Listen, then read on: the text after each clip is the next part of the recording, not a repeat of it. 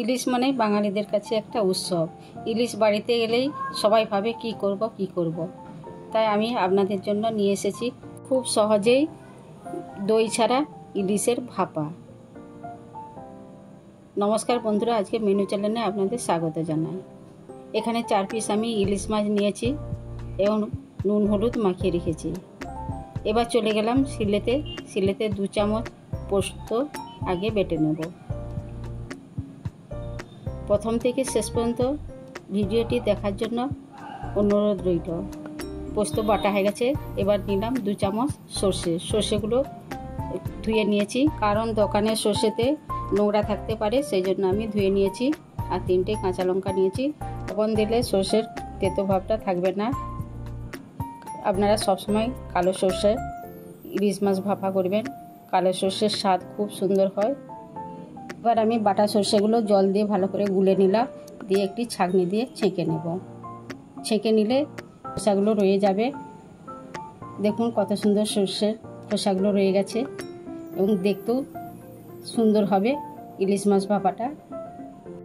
কৌটো নিয়েছি, টিফিন কৌটোটা একটু সর্ষের তেল মাখিয়ে নেব, জড়িয়ে যাবে না।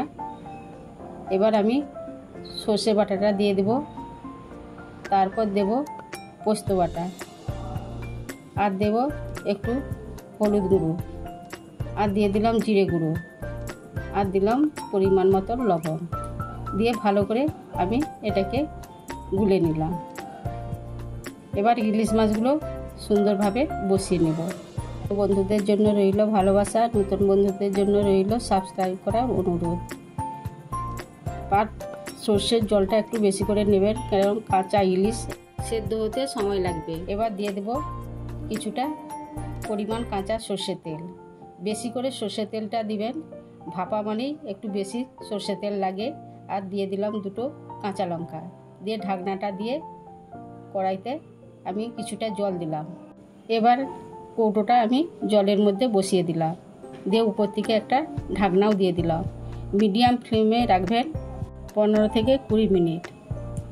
15 থেকে 20 মিনিট পরে আমি খুলে দেখলাম সুন্দর ভাপা হয়ে গেছে, দেখতে খুব সুন্দর হয়েছে।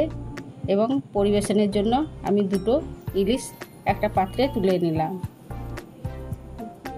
আমার ভিডিওটি ভালো লাগলে লাইক, কমেন্ট, শেয়ার করবেন। সুস্থ থাকুন, ভালো থাকুন। দেখা হচ্ছে পরের ভিডিওতে। বাড়িতে বানিয়ে অবশ্যই কমেন্ট করে জানাবেন।